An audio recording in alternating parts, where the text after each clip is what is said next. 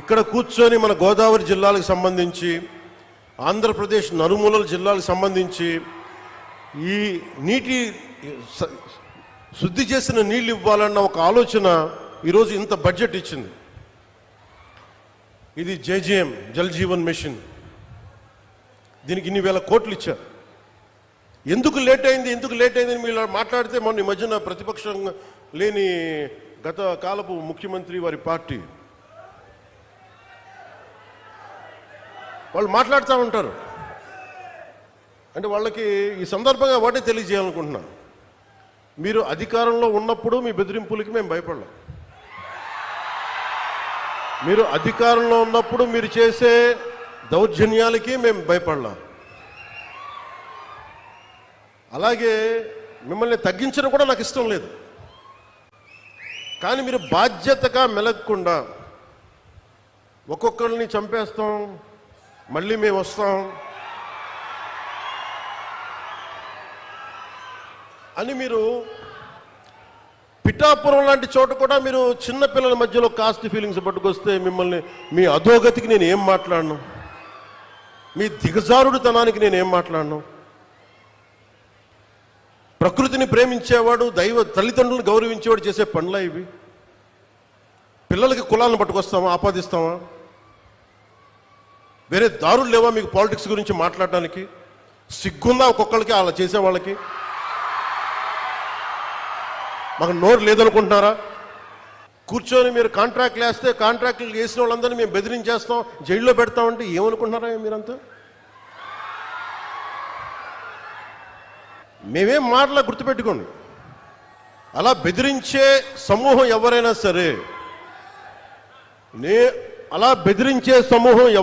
సరే, మిగతా వారి గురించి నాకు తెలియదు.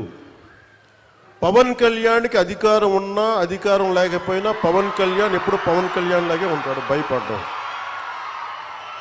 చాలా ఇంట్లోంచి బయటకు వచ్చేటప్పుడు తిరిగి వెళ్తాం లేదు అని డిసైడ్ అయ్యే వస్తాం. అందువల్ల మీ ఆకు రౌడీలు కానీ, అలాగే చెప్తున్నా, ఏదైనా మాట్లాడితే అధికారులు కూడా భయపడుతున్నారు. ఎందుకు భయపడుతున్నారంటే చెవుల్లో చెప్తారు, అదే సార్ వాళ్ళ వెనక చాలామంది రౌడీలు ఉంటారండి, కిరాయి హంతకులు ఉంటారంటే, మీకు కరెక్ట్గా యోగి ఆదిత్యనాథ్ లాంటి ట్రీట్మెంట్ కనుక ఒక్కొక్కడికి ఇస్తే,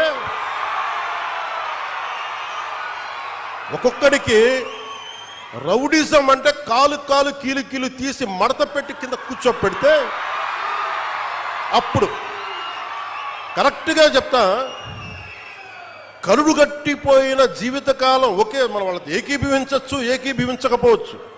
నక్సలైట్స్ తోటి, వామపక్ష తీవ్రవాదులతో మనం ఏకీభవించకపోవచ్చు. అలాంటి బలమైన ఆర్గనైజేషన్నే కకావికలం అయిపోయిన పరిస్థితుల్లో ఉంటే ప్రభుత్వం తలుచుకుంటే, అలాంటిది ఇన్ని లక్షల మంది పోలీసు ఉండి, ఇన్ని వందల మంది ఐపీఎస్లు ఉండి, 1000-2000 ఉన్న డిఎస్పీలు ఉండి, అలాంటి కిరాయి గ్యాంగుల్ని మెయింటైన్ చేసే వ్యక్తుల మీద 2 రోజులు 48 గంటలు మీ చుట్టుపక్కల ఎవరున్నారు, వాడి పేరేంటి అన్ని కనుక్కొని ఒక పొలిటికల్ నిర్ణయం తీసుకుంటే ఇక మళ్ళీ ఎప్పుడు ఇలాంటి మాటలు రారు. మీరు అక్కడి దాకా తీసుకెళ్ళకండి. మీరు ఇదే చెప్తున్నాను ఇంకొకసారి, సామాజిక మాధ్యమాల్లో కానీ విదేశాల్లో కూర్చొని వాగే వాళ్ళతో సహా ఇక్కడ కూర్చొని భవిష్యత్తులో మేము వస్తాం, వచ్చి మేమేం చేస్తామంటే, వచ్చినప్పుడే మీరేం పీకలేదు, ఏం మాట్లాడతారు? ఇప్పుడు వచ్చినప్పుడే మీరు ఏం పీకలా అంటే ఏమనుకుంటారు? మీరు కూర్చోబెట్టి మీరు బెదిరింపులు చేస్తే భయపడతాం అనుకుంటున్నారా?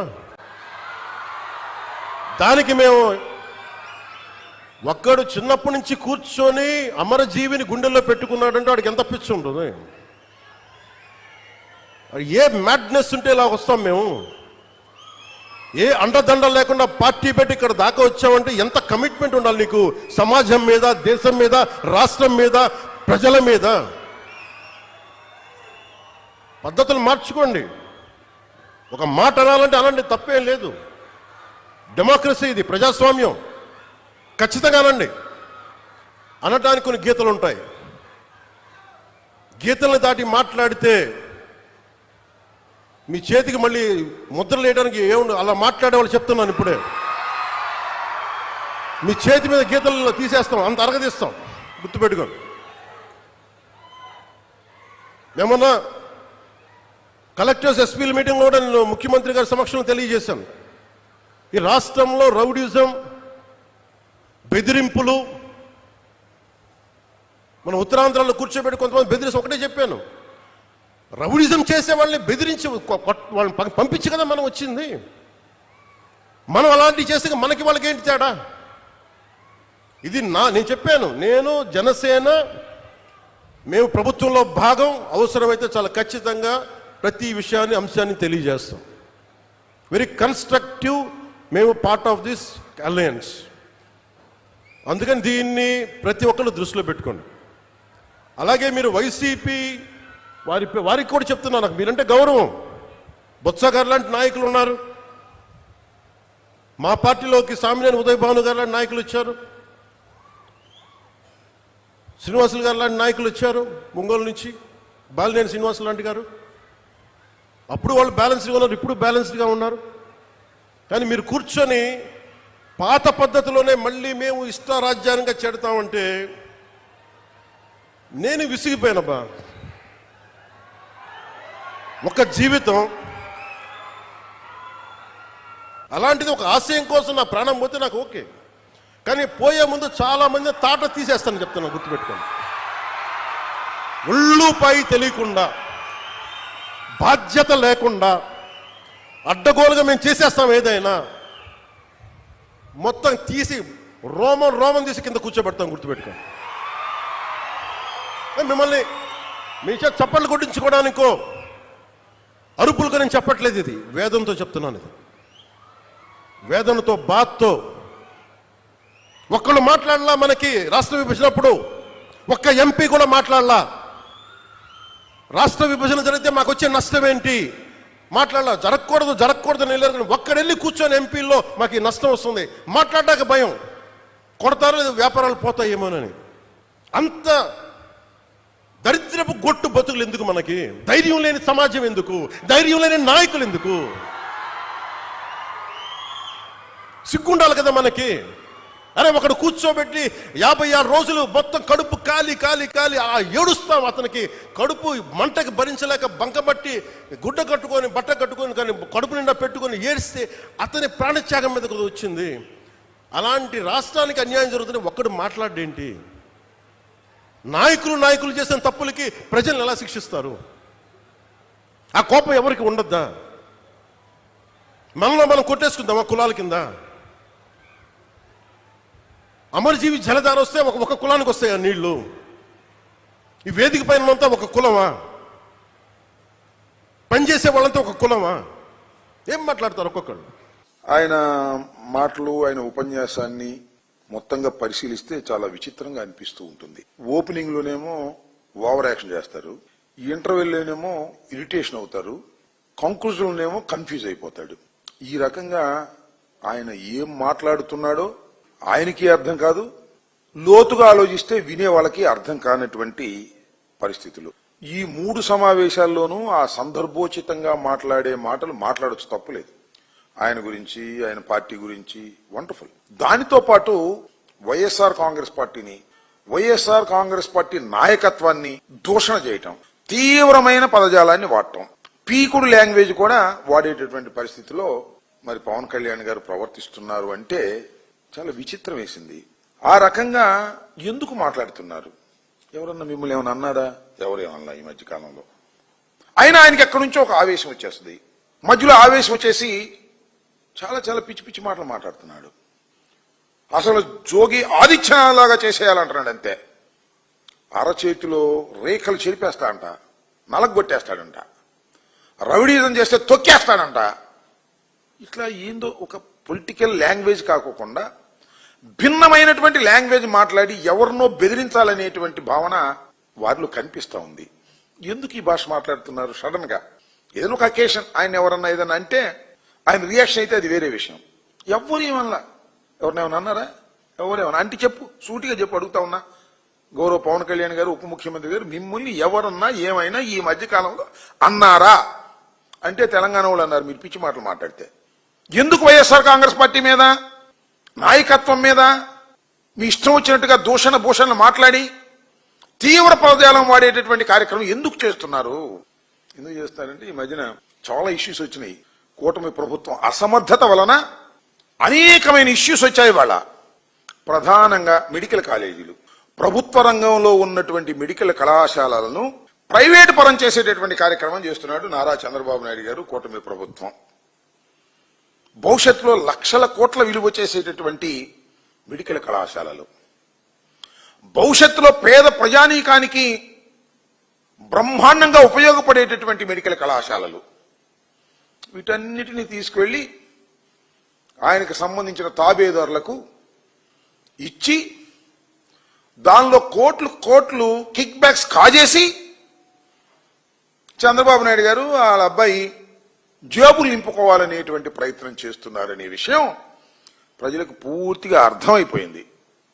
అర్థమయ్యే విధంగా వైఎస్ఆర్ కాంగ్రెస్ పార్టీ ఉద్యమం నడుపుతా ఉంది. కోటి సంతకాలు ధైర్యంగా వచ్చి ప్రజలు పెట్టారు. మెడికల్ కళాశాలను ప్రైవేటీకరణ చేయటం తప్పు, వైఎస్ఆర్ కాంగ్రెస్ పార్టీ చెబుతున్నది వాస్తవం, ఇది స్కాము అని చాలా స్పష్టంగా సంతకాలు పెట్టి ఇస్తే అవి తీసుకెళ్లి మేము గవర్నర్ గారికి సబ్మిట్ చేసినటువంటి సందర్భం. ఒక విధంగా రెఫరెండం లాగా. అఫ్కోర్స్ మీకు ఓట్లు వేశారు, మీరు గెలిచారు. మీరు ఓట్లు వేసి గెలిస్తే మేము అడ్డుగోలుగా ఏదైనా చేస్తే ఊరుకోము అని ప్రజలు చైతన్యవంతమై సంతకాలు పెడితే దేనికి దాన్ని డైవర్ట్ చేయడానిక ఈ మాటలు మీరు మాట్లాడుతుంది?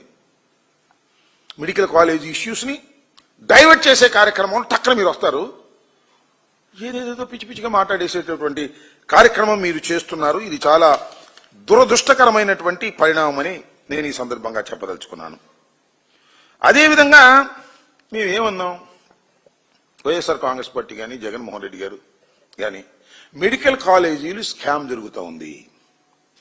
ఈ స్కాములో ఎవరైనా చేరితే మెడికల్ కళాశాలను కొని డబ్బులు చంద్రబాబు నాయుడు గారికి, చంద్రబాబు నాయుడు గారి కొడుక్కి ఇచ్చి కిక్ బ్యాక్స్ తీసుకొని స్కాములో భాగమైతే విచారణ చేస్తాం మా ప్రభుత్వం వచ్చిన తర్వాత. ఆ విచారణ క్రమంలో మిమ్మల్ని శిక్షిస్తాం, ఆ క్రమంలో మిమ్మల్ని లోపల కూడా వేస్తాం అని మేము చెప్పాం. స్కామ్ ఉంది అని చెప్తున్నాం, మమ్మల్ని లోపలేస్తారా, మీ సంగతి తెలుస్తాం. ఎందుకంత భయం? చంద్రబాబు నాయుడు గారికి మాట్లాడలేక ఈయన మాట్లాడతాడు. ఎందుకంత భయం? ఎందుకు నాకు అర్థం కాలేదు. 15 సంవత్సరాల పాటు అగ్రిమెంట్ రాశావుగా, ఈ ప్రభుత్వాన్ని ఇప్పుడు కాపాడుతాను.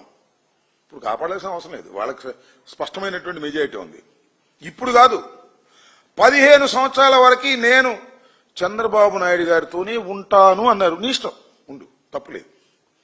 ఎందుకంటే ఒక్క సీటు కూడా తీసుకోకుండా చంద్రబాబుకు సపోర్ట్ చేశావు 2014లో. సరే 2019 వచ్చేటప్పటికి ఓట్లు చీలిపోతాయని నువ్వు సపరేట్గా కంటెస్ట్ చేశావు. అప్పుడు కూడా చంద్రబాబుకు మేలు చేద్దామనే. ఇప్పుడేమో చంద్రబాబుతో కలిసి పోటీ చేశావు. భవిష్యత్తులో కూడా మేము పోటీలో ఉంటాం, మేము కలిసే ఉంటాం, మూకుమ్మడిగా ఉంటాం. చంద్రబాబు నాయుడు గారినే నేను మోస్తాను. మంచిదే, మోసుకో, నీ పార్టీ నీ ఇష్టం, ఎవ్వరికీ అభ్యంతరం లేదు. కానీ చిత్రం ఏంటంటే ఇన్ని సంవత్సరాలు అగ్రిమెంట్ రాసేటటువంటి రాజకీయ పక్షాలు బహుశా ప్రపంచంలో ఎక్కడ ఉండవు. సమయానుకూలంగా వారి పాలసీ మేటర్గా ఒక్కోసారి ఒక్కో పార్టీతో కలుస్తారు, తర్వాత డివైడ్ అయితే ఉంటారు. కానీ మేము కలిసే ఉంటాం 15 సంవత్సరాల వరకే. దేనికయ్యా? ఈ రాష్ట్రాన్ని కాపాడటానికి. రాష్ట్రాన్ని కాపాడటానికి కాదు, జగన్మోహన్ రెడ్డి గారు అధికారంలోకి వస్తాడని భయం. భయం కాకపోతే ఎందుకు? మేము అన్నాం, మేము అధికారంలోకి వస్తే జరుగుతున్న అన్యాయాలని అక్రమాలని ఎదుర్కొని విచారణ క్రమంలో ఎవరినైనా రోపలేసేస్తాం అన్నాం. తప్పేంటి దీనిలో? ఇది ప్రజాస్వామ్య విధానం కాదా? ఇవాళ మీరేం చేస్తున్నది?